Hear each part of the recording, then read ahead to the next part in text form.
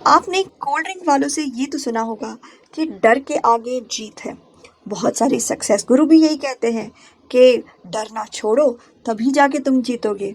लेकिन अगर मैं आपसे कहूँ कि अगर डरोगे तो जीतोगे, तो आप मुझे क्या कहेंगे?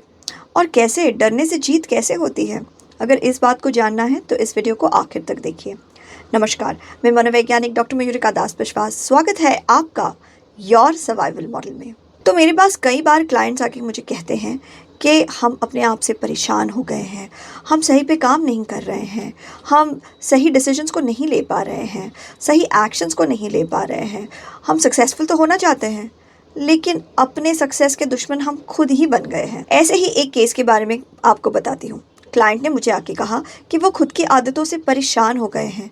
वो देर रात तक गेम खेलते रहते हैं या नेटफ्लिक्स देखते हैं, सुबह देर से उठते हैं, फिर उसके बाद वो या तो ऑफिस नहीं जाते, कहते हैं मैं बीमार हूँ और ऑफिस बंक कर देते हैं, या तो फिर वो देर से ऑफिस जाते हैं, भाग भाग के ऑफिस पहुँचते हैं, बिना नहाए ही ऑफिस चले जाते हैं, फिर उसके बाद घर लौटने के बाद वापस से गेम खेलना शुरू कर देते हैं और इसी तरह से ये चक्र चलता रहता है और वो परेशान होते जाते हैं। जब उन्हें लगता है कि ऑफिस वाले और बर्दाश्त करने को रेडी नहीं होंगे और शायद उनको नौकरी से निकाल देंगे, तब वो खुद ही नौकरी छोड़ देते हैं। ये केस थोड़ा एक्सट्रीम आपको लग सकता है, लेकिन असल में ऐसे बहुत सारे नौजवान हैं जो अपने दिनों को, हफ्तों को, सालों को बिगाड़े जा रहे हैं और इसका सबसे बुरा असर ये पड़ता है कि वो खुद से नफ़रत किए जा रहे हैं। वो खुद को पसंद ही नहीं करते।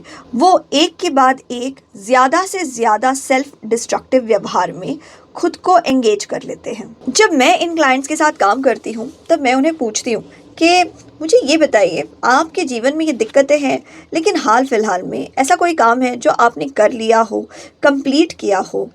वो यूजुअली मुझे कहते हैं कि नहीं, मेरी पूरी ज़िंदगी ही बर्बाद हो गई है, कुछ भी ठीक से नहीं हो रहा है। ये वो इसलिए कहते हैं क्योंकि वो प्रॉब्लम फ्रेम ऑफ माइंड में है। वो समस्या से घिरे हुए हैं और समस्या में के अंदर बैठ के सिचुएशन को देख रहे हैं। तब मैं उनसे कहती हूँ, ज़रा समस्या के फ्रेम ऑफ माइंड से बाहर निकलिए और थोड़ा अच्छे से सोच के मुझे बताइए कि ऐसी कोई चीज़ है जो आपने की हो जिसे दूसरे लोग अचीवमेंट मानेंगे। हो सकता है आप नहीं मानते उसे अचीवमेंट, लेकिन ऐसे कोई ना कोई इंसान दुनिया में होगा जो आपके इस काम को एक अचीवमेंट मानेगा, एक अच्छा काम मानेगा। तब वो कहते हैं कि हाँ, कुछ ना कुछ तो है। शायद वो नई नौकरी है, शायद कोई एग्ज़ाम क्लियर करना होगा या कोई और काम। तो तब मैं उन्हें कहती हूँ कि ये जो नया काम है जो आपने किया है, नई नौकरी पाना या एग्ज़ाम क्लियर करना, ये आपने कैसे कर लिया? वैसे तो आप दूसरे कामों को नहीं कर पा रहे हैं, तो इस काम को आपने कैसे कर लिया? तो मुझे कहते हैं कि कोई ना कोई मजबूरी थी जिसके वजह से उन्होंने उस काम को कर ही लिया। जैसे नई नौकरी जो मिली है, वो इस वजह से मिली है क्योंकि उन्होंने अप्लाई किया। फिर मैं पूछती हूँ, अप्लाई क्यों किया? अप्लाई करने में तुमने आनाकानी क्यों नहीं दिखाई? अप्लाई करते टाइम तुमने प्रोक्रेस्टिनेट क्यों नहीं किया? तो इंसान कहता है कि कोई ना कोई तो रीज़न था ही जिस वजह से उसने प्रोक्रेस्टिनेट नहीं किया। जैसे नौकरी का रेफरेंस किसी बहुत स्ट्रिक्ट अंकल ने दिया था और अगर मैं टाइम पे अप्लाई नहीं करता तो वो अंकल मुझसे नाराज़ हो जाते, तो इसलिए डर के मारे मैंने अप्लाई कर दिया। ज़्यादातर समय जब मैं पूछती जाती हूँ, रूट तक पहुँचने की कोशिश करती हूँ, जड़ तक पहुँचने की कोशिश करती हूँ, तब मुझे पता लग ही जाता है कि असल में व्यवहार के पीछे कोई ना कोई डर था। देखिए, डर भी हमारे लिए एक मोटिवेटर हो सकता है। अगर आप अपने आप को डराएंगे कि एग्ज़ाम नहीं दोगे, एग्ज़ाम नहीं क्लियर करोगे, तो किस तरीके से आपके दोस्त आपसे आगे निकल जाएंगे, किस तरीके से आपकी ज़िंदगी बेहतर नहीं बन पाएगी, किस तरीके से आपको नुकसान होने वाला है। तो आपको एग्ज़ाम के लिए पढ़ने के लिए मोटिवेशन मिल ही सकता है और फिर फ़ियर मोटिवेशन से आप एग्ज़ाम के लिए पढ़ने लगेंगे। अगर आप सुबह नहीं उठ रहे हैं और देरी कर रहे हैं, तो आप अपने आप को डरा सकते हैं कि अगर मैं नहीं उठूँगा, किस तरीके से सब कुछ बिगड़ने लगेगा, एक के बाद एक सब चीज़ें ख़राब होने लगेगी। बॉस शायद मुझ पे चिल्लाएगा, मुझे गाली देगा, मुझे डांट के कमरे से निकाल देगा, लोगों के सामने मेरी इंसल्ट करेगा। जब आप अपने आप को डरा लेंगे, तब शायद डर के मारे भी आप एक्शन ले सकते हैं। ज़रूरी नहीं कि डर के मारे हमेशा इंसान एक्शन लेता ही है। कभी कभार डर पैरालाइजिंग भी हो सकता है। इंसान इतना ज़्यादा डर जाता है कि वो समझ ही नहीं पाता उसे क्या करना चाहिए। कभी कभार इंसान इतना ज़्यादा डर जाता है कि डर से बचने के लिए वो अपने आप को डिस्ट्रैक्ट करने लगता है, और डिस्ट्रैक्शन के नाम पे वो वापस चला जाता है वही वेब सीरीज़ देखने में और वही अपने आप को वीडियो गेम में उलझाए रखने में। तो इसलिए डर उतना ही होना चाहिए जो हमें लक्ष्य तक पहुंचने में मदद करे। अगर आपका डर ऐसा है कि वो बहुत भारी हो गया है और आप लक्ष्य तक नहीं पहुंच पा रहे, तो फिर आपको अपने डर को कम करने का रास्ता ढूंढना चाहिए। जैसे बहुत ज़्यादा डर हमारे काम का नहीं, उसी तरीके से बहुत ज़्यादा मोटिवेशन भी हमारे लिए हानिकारक हो सकता है।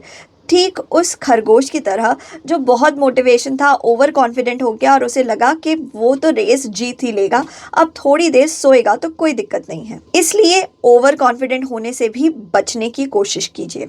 अगर आप ओवर कॉन्फिडेंट हो जाएंगे तो सही तैयारी नहीं कर पाएंगे। सोचेंगे एग्ज़ाम के लिए अभी भी बहुत समय है, आराम से पढ़ेंगे, थोड़ा वीडियो देख लेते हैं, थोड़ा चिल कर लेते हैं। मोटिवेशन भी उतना ही सही है जो आपको अपने लक्ष्य तक ले जाए।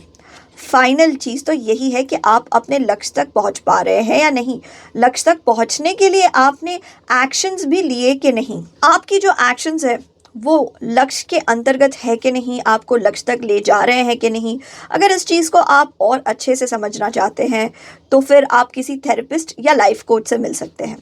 आप खुद का स्वॉट एनालिसिस करके भी देख सकते हैं, उससे भी आपको क्लियर हो जाएगा कि आपके कौन से एक्शंस आपको काम आ रहे हैं, कौन से नहीं आ रहे हैं।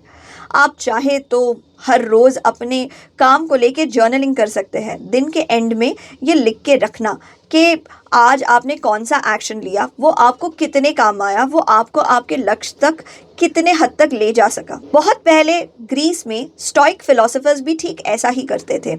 मार्कस ऑरेलियस भी अपने दिन के अंत में अपने काम के बारे में लिखते थे, अपने आप को याद दिलाते थे सही एक्शंस के बारे में, जिसके वजह से उन्होंने वो महान किताब की रचना कर पाए जिसका नाम है मेडिटेशंस। आज के वीडियो का टेक अवे आपके लिए ये होना चाहिए कि अपने डर को आप खुद कंट्रोल कीजिए, अपने हिसाब से उसे बढ़ाइए या कमाइए और अपने आप को अपने लक्ष्य तक ले जाइए। ज़िंदगी में सर्वाइव करने के लिए साइकोलॉजी सीखना बहुत ज़रूरी है, और साइकोलॉजी सिखाने के लिए मैं आपके साथ हूँ योर सर्वाइवल मॉडल में।